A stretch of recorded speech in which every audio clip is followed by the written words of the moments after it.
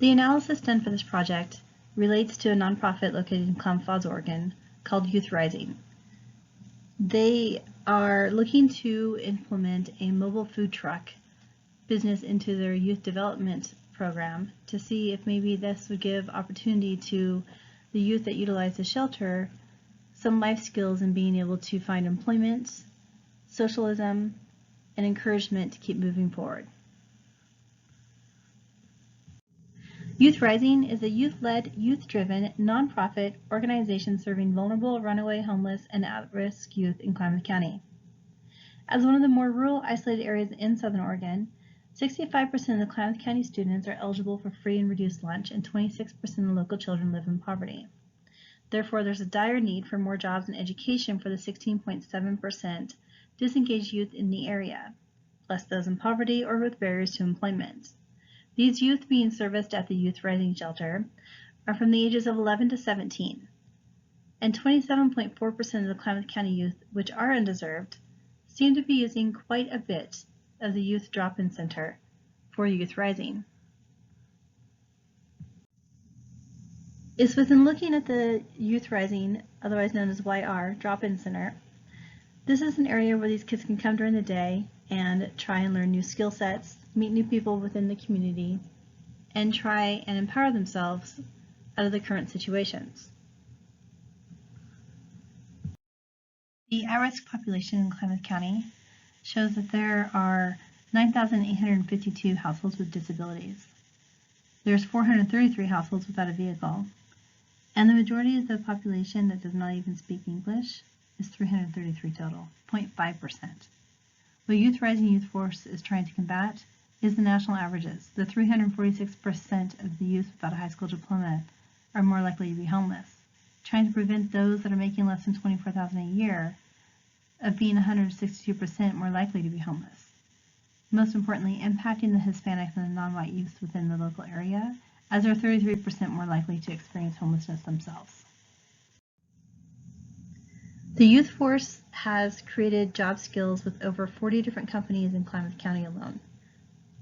The pilot workforce started this last July and is funded through the Oregon Department of Education, and within 2 weeks of training and 23 part-time jobs for these youths ages 16 to 24, they were able to get an idea of what it's like to work within different companies within Klamath County. Klamath County does struggle to get higher education rates compared to national averages. Those with high school degrees are only at 87%, bachelor's degrees are 18.9%, post-secondary degrees by the age of 25 is 12%. Assisting these youths in on-the-job workforce training is essential to motivating them into possibly going into higher education and or completing even their high school degrees. And looking deeper into the youths within Klamath County who are in the undeserved youth age range that frequent the shelter is 2,757 between the ages of 15 and 24. Just between the ages of 20 and 24 alone for 2019, that's 1,352 youths within the community that fall within the undeserved category. The Youth Cafe, a mobile food truck proposal. The business proposal submitted by Tasha for review is to help create a program that's going to provide over 50 plus internships compared to the 23 that they've currently done through another workforce entity. They're hoping that this mobile food truck will generate sustainable funding within 2 years that can provide more income back into Youth Rising services and programs. They expect the drop-in center youth to be the ones to work within the mobile unit, and they are also looking to see about increasing the amount of people that they serve.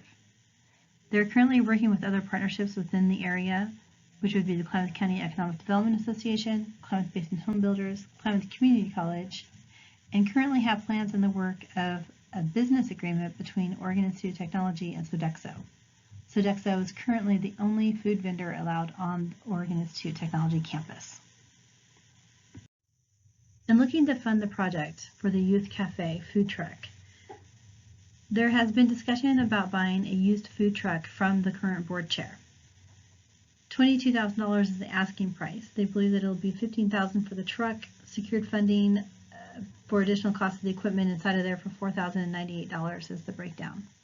The remaining funds for the program, which would cover the fuel, insurance, supplies, and any miscellaneous expenses along the way would be secured through several grants that are currently pending, along with 4 private foundations, 2 community fundraisers, and possibly some current funding that they're in use for the workforce training.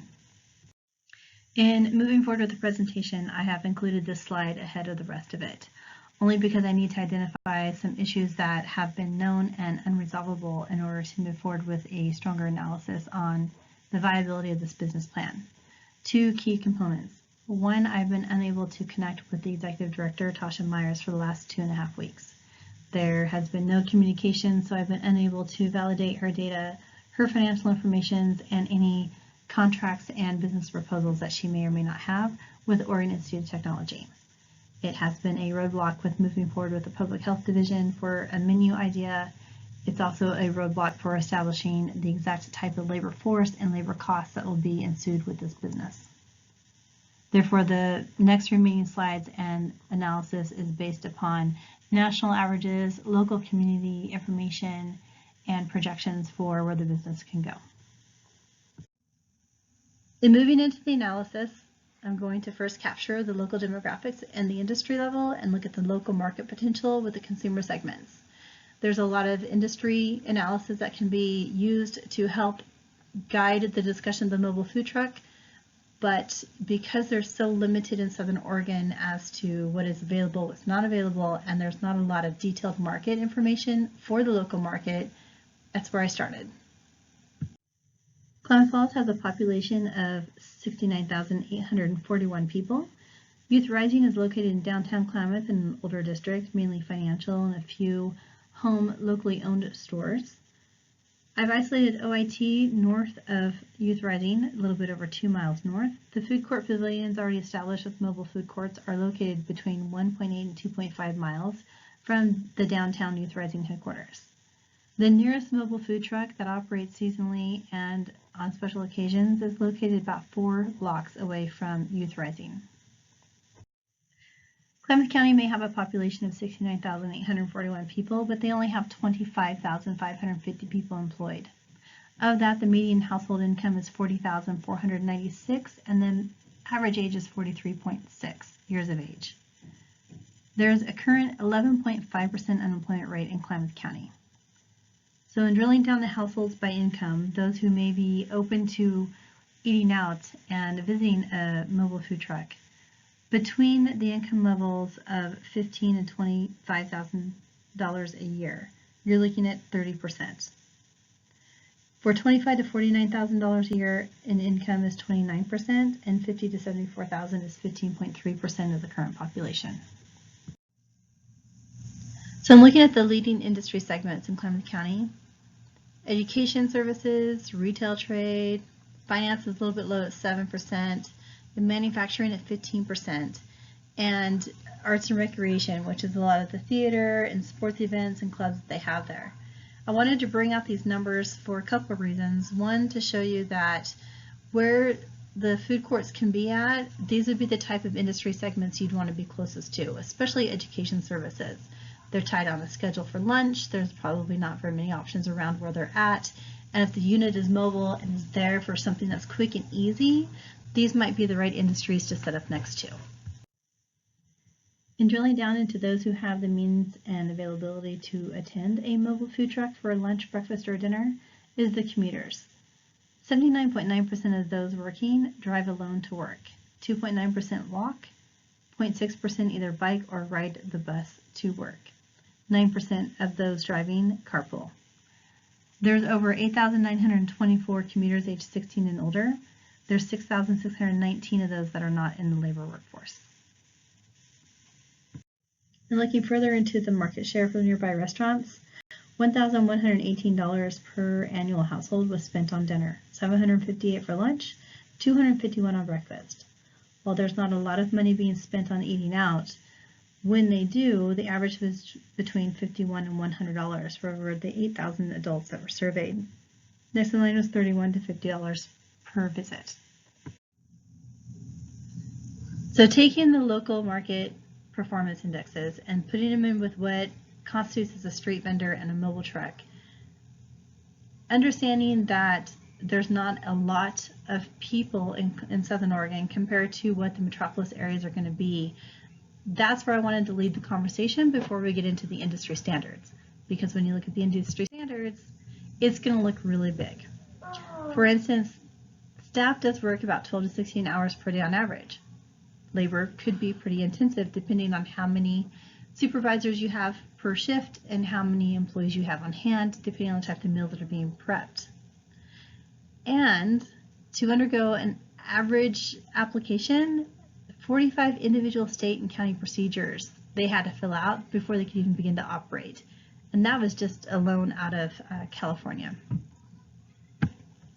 Industry at a glance overall for street vendors, $3.3 billion in revenue.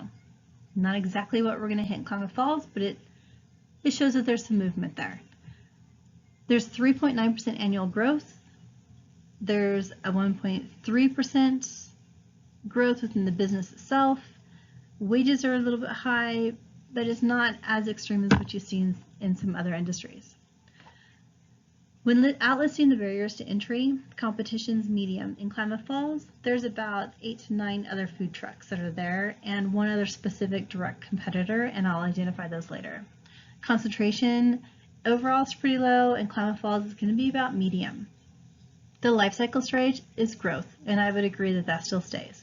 Capital intensity is low overall, but for a startup company, as what Youth Rising is going to be, it in the beginning is probably going to be a little bit more towards the medium, almost to the high, depending on the type of truck and industry they go into. Technology change for them should be low because they're brand new going into it. They don't have anything to update and to make different. Regulation and policy is going to be quite a bit. Klamath County is redoing their city and county ordinances, and those come into effect into 2020. Brand new rules and regulations, so this is actually an optimal time to be starting out brand new. And then looking at the sector versus the industry cost. This is one item that really needs to be identified, but unfortunately can't start until we get through a couple more of the application processes. Profit's pretty low. Wages are about midstream, but the purchases is what's going to make or break the business. Being able to buy the supplies at a cost, having less waste, being able to get it done that day and not have to store it is going to really cut down on how many expenses a company is going to have. And this is a major market segmentation overall, industry-wide, of course, over the household's earnings and how much they spend at a street vendor. In Klamath County, the highest population for income is 25,000 and under. According to a 2013 survey, those earning $25,000 and less are less likely to go to a mobile food unit. The next populace in Klamath County earns between $25,000 and $49,000. According to this survey, these are the habitual eaters at the food trucks, the ones who eat the same menu, same time. The middle class, according to the survey, had trouble finding the local food trucks. I don't foresee that as still being an issue in today's social media finds, and that can be something that is easily changed in current market forms. If OAT is able to sign a contract with Youth Rising to set the mobile food truck unit up at their campus, then the target market is going to be closer to what the millennial group is. According to the survey, they are more likely to visit, they consider price the most important criteria, and they're looking for healthier options inside of the mobile food units. Overall, we've been able to identify some broad topics on the costs. Supply, allocation, serving with waste is going to take up about 41.8% of the revenue. The capital should be low. Capital intensity on average is 0.12 for use and replacement. The market, households less than $50,000 is going to be 22.6% of the revenue stream, and those between $50,000 and $100,000 will be 24% of the market. One of the problems with finding actual costs and profits within the mobile food industry, especially within Klamath County, is that there are none within the database sets to derive figures and numbers from. So I'm looking at the local restaurant market potential itself for fast food meal preferences.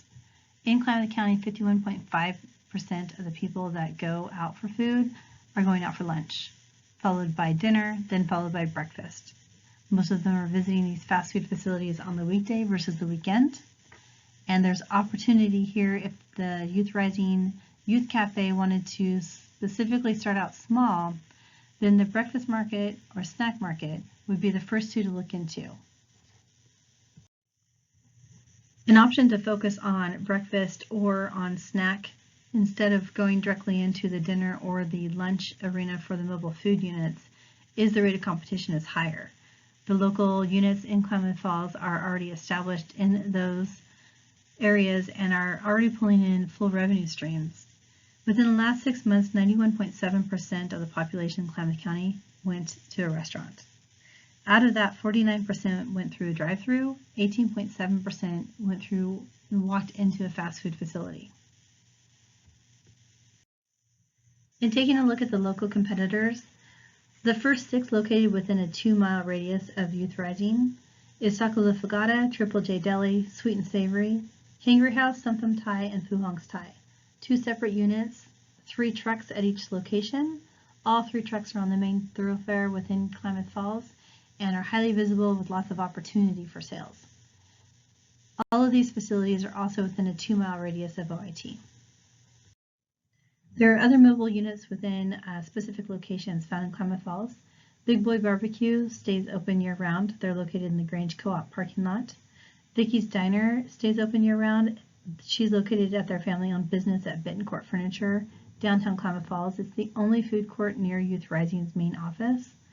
There are caterers that have their own units as well. Melissa's Country Kitchen, Indio Taco Wagon, North Shore Hawaiian Restaurant has their own mobile unit. There's a shaved ice facility. There's also a hot dog vendor that will set up on occasion during summer events, such as farmers market or downtown association parties. Yo2Go is a youth workforce mobile unit created by the Klamath Transitional Development School. They have been open since August of 2019 in Klamath Falls. Very successful, highly energetic, communities behind it 100%. It is a direct competitor for what Youth Rising wishes to do with their own Java Cafe. They currently attend local high school football games, serving espresso drinks throughout the county. The transition program assists youth within the age range of 18 to 21 with special needs. They do operate 2 other businesses, the Yo2Go and the Clean Sweep, and then they also have a cafe within the library in the Klamath County School District, which is actually where they started in 2016. All of their proceeds go back into the program to pay for supplies and equipment for the program in school. They had their mobile unit crafted by Carriage Works in town, a local company as well, and they've had a few other mentors along the way. Quackenbush has helped them understand the coffee process, the bean process, and has actually given them some of the product to help with their business plan that they have. The risk for Youth Rising is the fact that this is a current working program designed to also help youth that are disadvantaged. And they've got an espresso cart, which is one of the easiest ones of putting together for mobility. A competitive edge that Youth Rising will have compared to Yo2Go is in the partnership agreement with Sodexo and OIT. If they're able to solidify that partnership agreement, that gives Youth Rising's Youth Cafe the opportunity to set up shop at OIT. That is a campus that has over 2,206 students for the academic years of 2019 to 2020. That also puts them within a 5-minute walk of Sky Lakes Medical Center and a 10-minute walk of all the medical facilities and offices surrounding that local area. The target market of being able to access those students on campus gives a big boost to social media advertising, word of mouth, and repeated customer clientele. So the mobile units. I know I've talked a lot about what to keep in mind for putting it together, the type of target market, who's available in those areas, and what to keep in mind for a competitive edge, and this is why.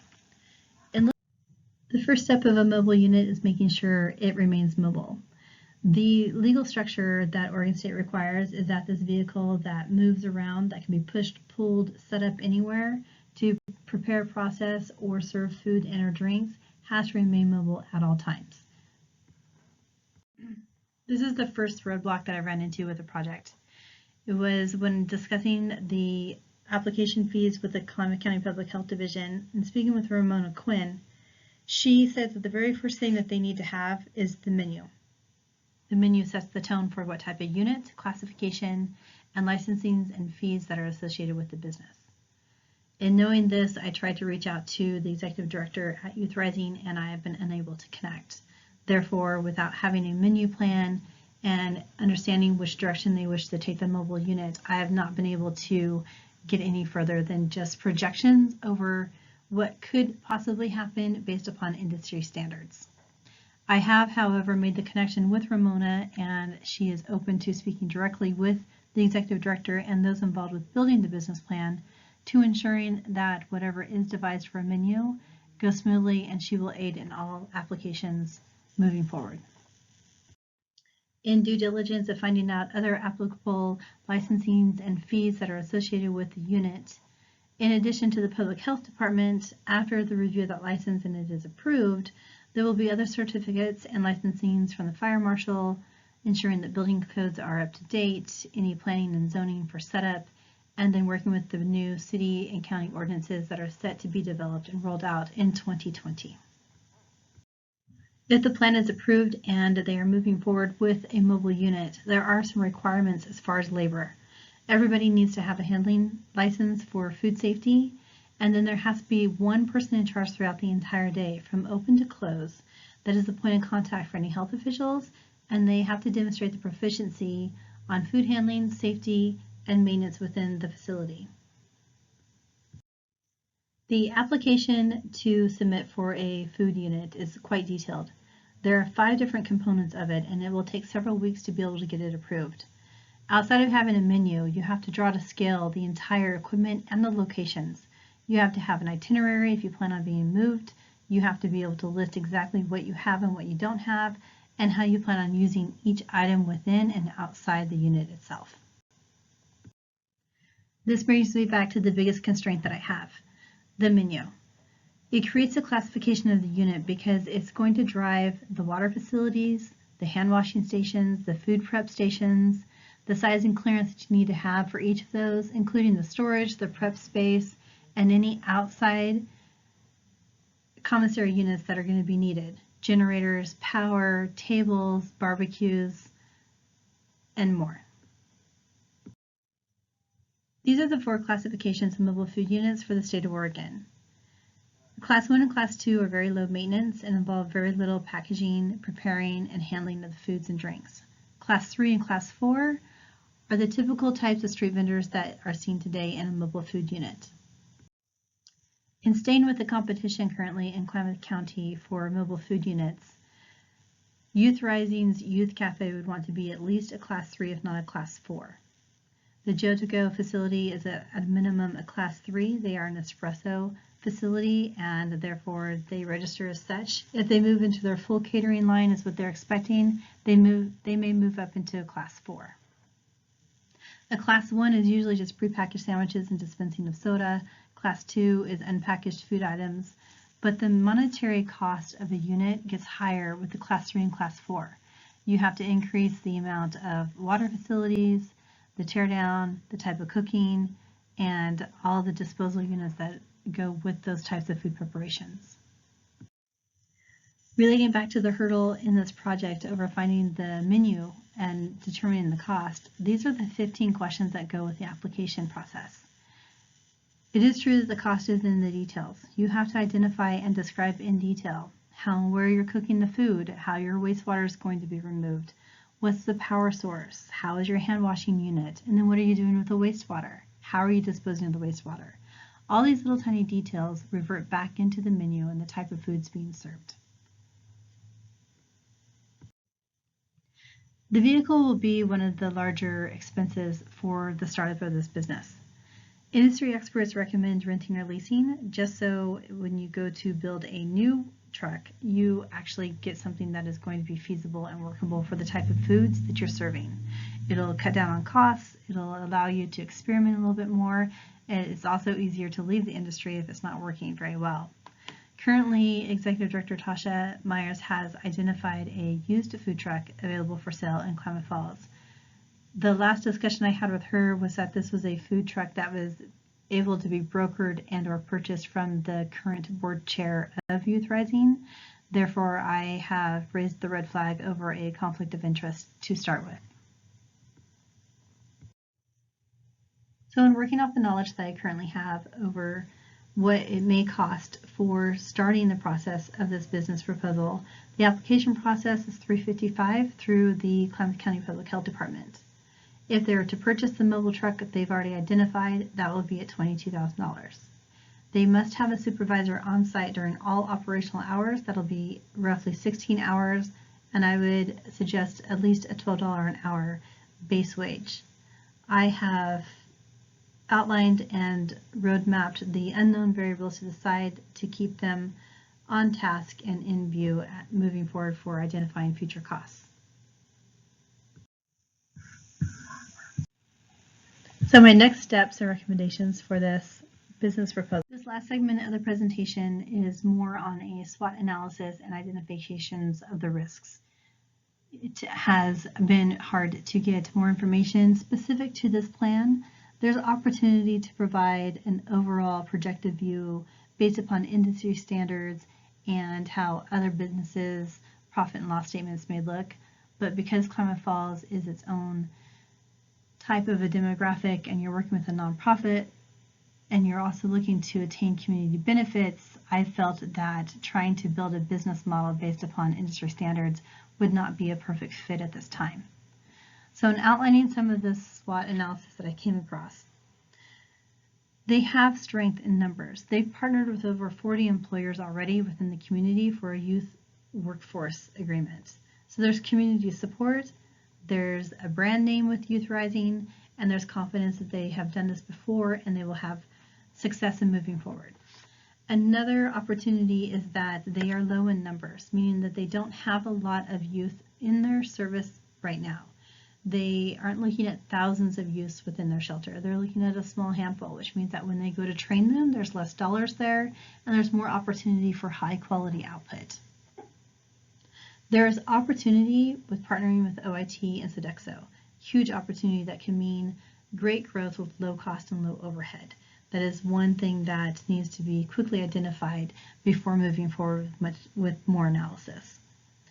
The word of mouth and advertising with the university students is key. I think that that will really drive sales and motivation and in-kind support and good social motivation for people to get behind the community and help out these youths. There's also opportunity to tap into current OIT programs, such as the behavioral health unit there at OIT, as well as their business classes, to aid in mentorship and training opportunities and skill sets for the youth using the services.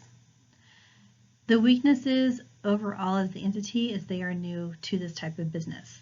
It's also youth-led, youth-driven, which while is a great opportunity for a lot of programs, serving people food in an industry that is very finicky could be detrimental to their business plan. They may want to look at raising the age that they work with for this business as being a little bit older until they can get a little bit more established. They do not have qualified supervisory staff. They will need to hire and train for that or appoint somebody specifically as a mentor who has experience in this. Their financials are weak, as is their governance, and I think that a review of their operational efficiencies and a review of their financials is a call to order for second in understanding where they can move forward with financing and how they're going to be able to cross over grant funds if at all possible. A couple of the threats that are obvious is, of course, the other local food trucks in the area are able to relocate. So if they're able to move closer to where the youth cafe is, they will be a direct competition right there on site. The Klamath Transitional School already has an operational unit. They have over 3 years of history and experience, and they're going to quickly be able to adapt to compete against the youth cafe. I have several risks that I've been tracking along with this program, and overall I rate this entire business proposal at a 7 out of a 10 for being a high-risk venture at this point in time. I think there are some financial situations that need to be cleared up. There's some governance issues as well, and overall the inability to get the buy-in and the feedback to move forward with the questions that I have is of concern to me for the motivation behind actually putting this unit together. At this time, I've been compiling some recommended steps for the executive director. I have established some follow-up calls with Ramona Quinn, who's willing to help work hand in hand with developing a menu and then working to get the right unit, and then also making sure that the right applications and licenses are being applied for and moving forward with approval. She's also offered to work with the menu and menu ideas, as she's worked with several other units in town and has a pretty good idea of what the market is asking for.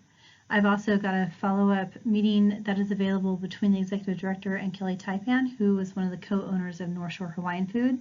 They also have a mobile food truck and have been operating it for well over 9 years in the community. She also is willing to share industry knowledge. There is one other business owner in town that has owned an espresso shop for well over 20 years, and she too is willing to offer her advice and insight over how to pull it together. Internal controls is key. I think that there's an issue there within her division that can be cleared up that might be able to provide some better governance and insight over operations, and by streamlining that will also aid in possibly getting more partnership developments with other entities within the community.